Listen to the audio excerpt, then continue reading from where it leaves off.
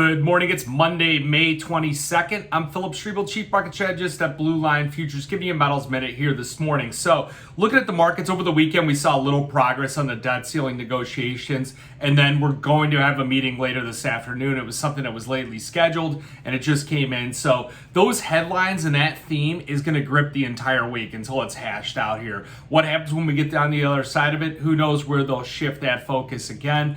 But that's really what's going on. So gold and silver, they ended the week on a slightly positive tilt, but again, they're this morning coming into about 6:30 hour here. We're down just under $24 on silver. Gold's down about $3 at $19.78. Key level support on gold, $19.54. I'll post a chart of that. You can look at it. It's defended at bottom several times. That was also the resistance point previously before that. Platinum continues to move higher. It is really monitoring the Chinese data, and it's diverging from things like copper and silver. So you got platinum up another $8. We're at $10.84 right now.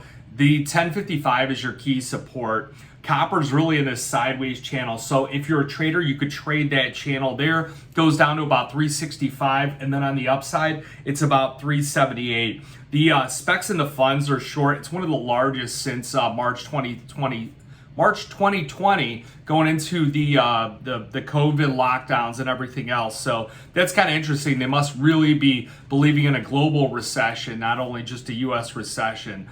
We do expect some equity futures to pick up some volatility. Right now it's pegged at 4,200. The low was 4,186.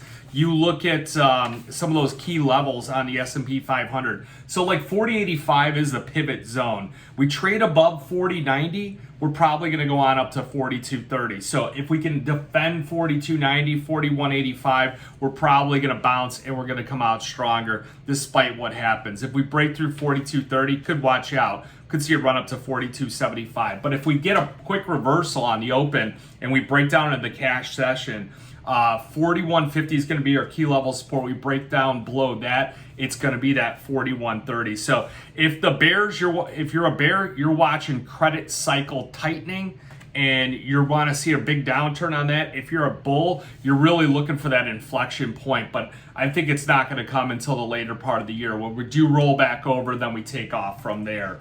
Some interesting fact I read was that 65% of all the options traded right now are 5 days or less. So, keep an eye on some of the volatility in the options. But you got any questions, give us a call, 312-858-7303. Remember, futures and option trading does involve risk loss, may not be suitable to all investors. Good luck and good trading.